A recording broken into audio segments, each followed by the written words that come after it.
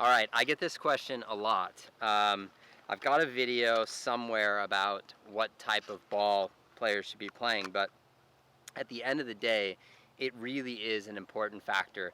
I think, I talk about how important is to have consistency in your game, consistency in your set, consistency in all of your gear that you have. The golf ball is probably the fastest way to make a shot change without changing anything in your swing.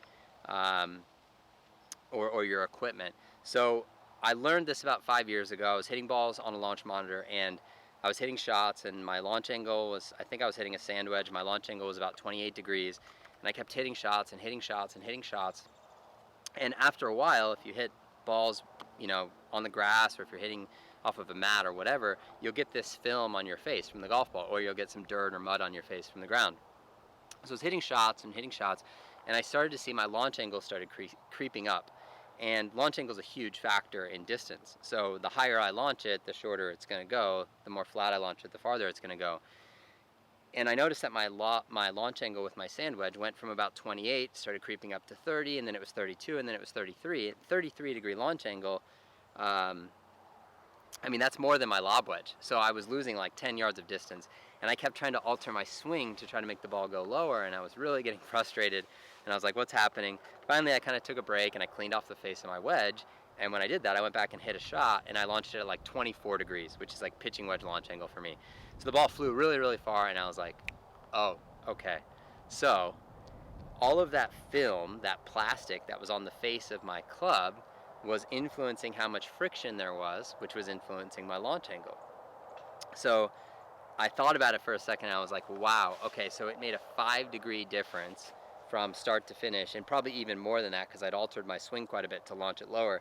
It made that big of a difference for me just to have a little plastic on my club face from the ball residue. So I started just hitting random balls. I was hitting Pro V1s and Pinnacles and Callaways and all these different balls to find out what launch angle they performed, what launch angle that I would get. And I found that a Pinnacle or a Top Flight or something with a really hard, durable cover would launch much, much higher and thus go shorter in my shorter clubs than something like a Pro V1 or a tour level Srixon or Callaway or something like that. So I've been aware of this for a long time now, and I think it's something that most players aren't aware of. It's that the ball makes a massive difference. Now, it's not just that one ball will go farther than the next. I don't really care about that. The thing I care about is that when I make a swing and I hit a shot and my eyes and my kind of instinct or intuition sees that ball, I see that ball fly. If it's different from what I expect, then somewhere on a non-conscious level, most likely, my body's going to say, hey, that ball flew higher than the swing we were trying to make. So the repercussions are, the next swing I make, most likely I'm going to make some adjustment. I'm going to try to hit that next shot lower if the last one flew too high.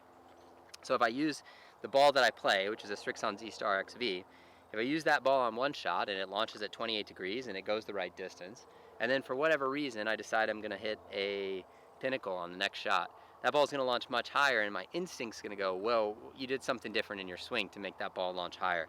So the feedback I'm going to be getting is going to play into my subconscious or non-conscious kind of instinct and intellect, my non-conscious instinct, and it's going to make me make an adjustment that I really shouldn't be making.